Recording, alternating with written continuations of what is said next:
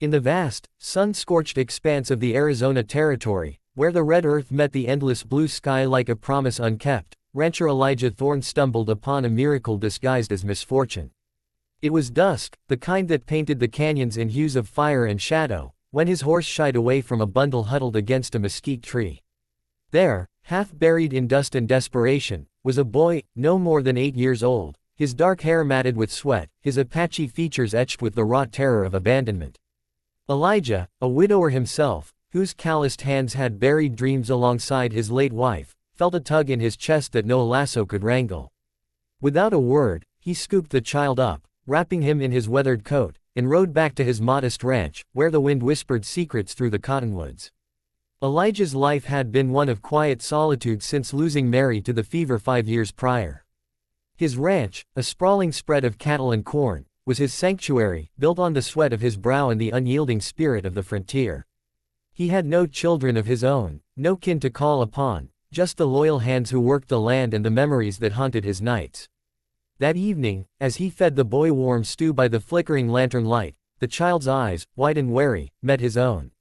"What's your name, son?" Elijah asked gently, his voice rough like gravel but softened by an innate kindness. The boy whispered, "Taza," a name that carried the weight of ancient winds. Elijah nodded, no questions asked about how or why. In that moment, he decided, this boy would not wander lost anymore. By morning, he had already begun the quiet process of adoption in his heart, vowing to teach Taza the ways of the ranch, to give him a home where roots could grow deep. The next day dawned with a crispness that belied the heat to come, and Elijah rose early to tend the herd. Taza, still silent but less afraid, trailed behind him like a shadow learning to stand tall. As they mended a fence near the property's edge, a figure emerged from the shimmering horizon, a woman on horseback, her silhouette graceful against the rising sun. She was Apache, her long black hair cascading like a raven's wing, her face a masterpiece of resilience and beauty, marked by the subtle lines of sorrow. She dismounted with the poise of someone who had faced storms and survived, her traditional deerskin dress adorned with beads that caught the light like stars fallen to earth.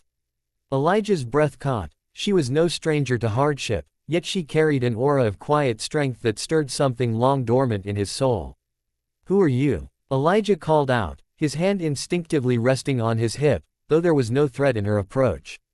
She stepped closer, her dark eyes locking onto Taza, who froze, a spark of recognition igniting in his gaze.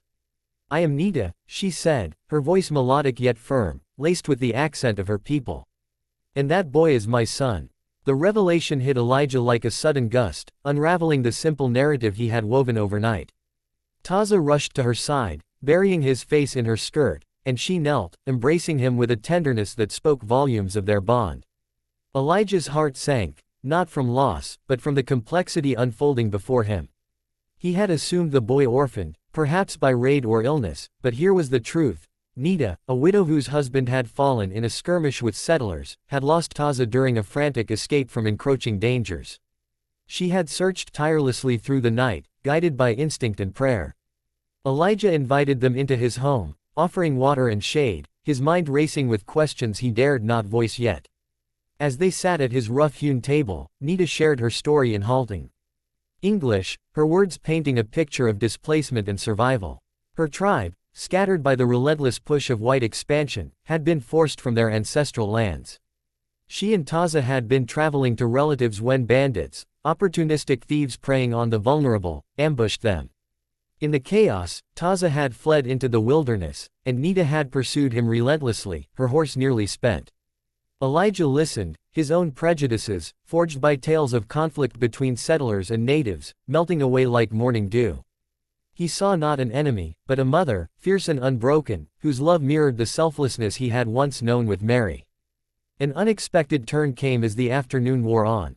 Nita, noticing the ranch's modest but thriving state, revealed she possessed skills in healing herbs and weaving, passed down through generations. But more profoundly, she confessed her fear. Returning to her scattered kin meant uncertainty, perhaps even danger from those who viewed Apaches as threats. Elijah, grappling with his own loneliness, felt a profound realization dawn upon him. This was no mere coincidence, it was a crossroads of fates, an opportunity to bridge divides that had scarred the land. "Stay," he said impulsively, his voice steady despite the tremor in his chest. Both of you. The ranch is big enough, and Taza needs a safe place to grow. Nita's eyes widened, surprise mingling with suspicion. Why would you offer this? We are not your people. Elijah paused, his gaze drifting to a faded photograph of Mary on the mantel.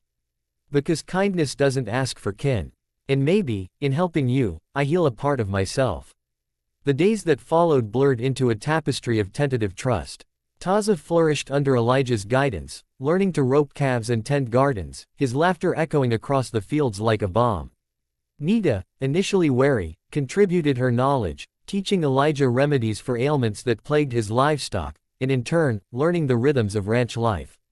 But tension simmered beneath the surface. Whispers from neighboring settlers reached Elijah's ears, warnings about harboring Indians amid the ongoing tensions of the Indian Wars.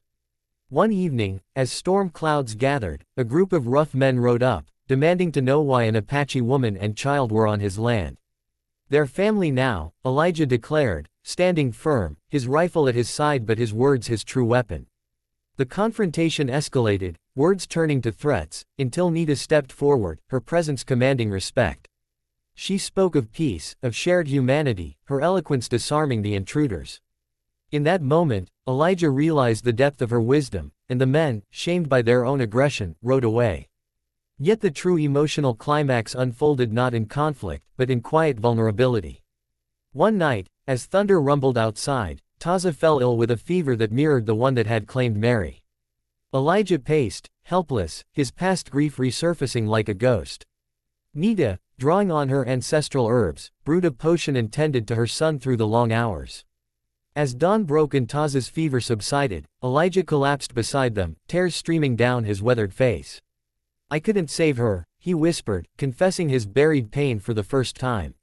Nita placed a hand on his shoulder, her touch gentle yet profound. You saved us, she replied. And in doing so, you show that compassion can rewrite even the saddest stories. Their eyes met, a spark of understanding igniting, a realization that love, in its many forms, could transcend barriers of culture and loss.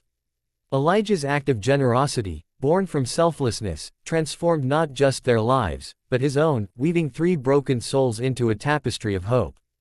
As seasons turned, the ranch became a symbol of unity in a divided land.